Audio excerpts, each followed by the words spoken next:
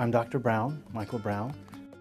I'm one of the founding forefathers of the IROM organization. I grew up in California, son of some dirt farmers. Just had a passion for medicine. By the time I was 8 years old, I wanted to be a doctor, and it never changed. I always wanted to go to medical school. I really didn't know how to get there.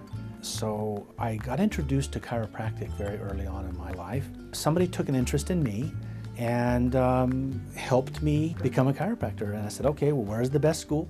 I want to go there. And so I applied, I went, and came back and never wanted to stop. And so the day I graduated, I enrolled back into another 3-year orthopedic program. And when I finished that, I didn't want to stop, and I just kept enrolling and enrolling and enrolling. So while I was in school, I was practicing chiropractic and sports medicine, and as a chiropractor, I wanted to solve a problem, solve it quickly, and let the patients become independent of me, not dependent on my care. And that drove me to looking at rehabilitation and movement and exercise. And then ultimately, once I saw where things were going, I knew I needed to go to medical school. When I got out of medical school, I went right into a physical medicine rehabilitation residency. And then from there, knew that I needed to have advanced skills in spine. And so I did a pain medicine fellowship at the University of Washington and gave me that skill set that I needed. And then I went on and did another fellowship. I had an opportunity to see medicine in multiple disciplines. So I worked in radiology and orthopedics and actually neurosurgery, orthopedic surgery, anesthesia, pain medicine, physical medicine. I saw all the disciplines that take care of pain.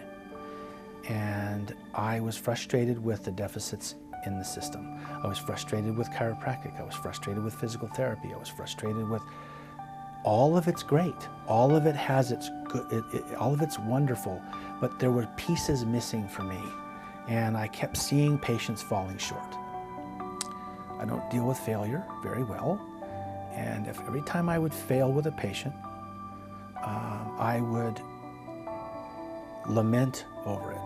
Go home, libraries, go to, calls. I'd go find someone who was doing something for this particular condition.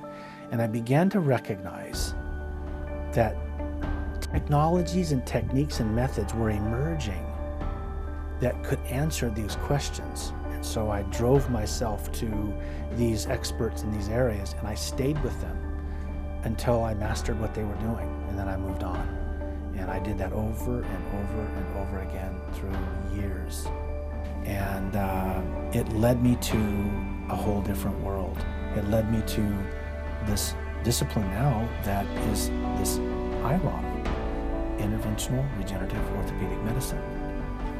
The difference between an IROM practitioner and a traditional pain medicine physician, I'll give you an example.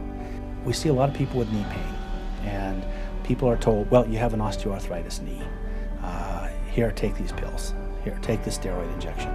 Here, take this viscoelastic supplement injection, and take another one, and another one, and another one. And when you're sick of it, let's do a knee replacement.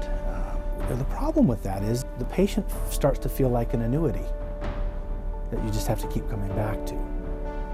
We believe that if you look at the target tissue, the ligaments and supportive connective tissues that support that joint, and if we could thicken, strengthen, and change the integrity of the system by biologic stimulus, we get a thicker, stronger, healthier tissue. They get to take that home with them. Outcomes last much longer, and sometimes don't recur.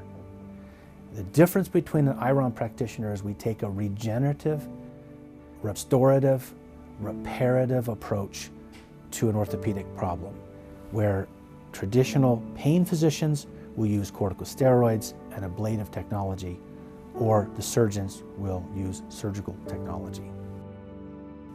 When I went back to medical school, and my wife found out that I was going to do pain, to see patients in pain, she asked me, why would you want to listen to people complain all the time? And I said, well, It's not really a complaint, it's a clue. They're clues to a mystery that needs to be solved. That process of peeling the onion, peeling down all the little factors and coming to that kind of diagnosis that allows me to solve a problem that no one else could solve, that's what drives me.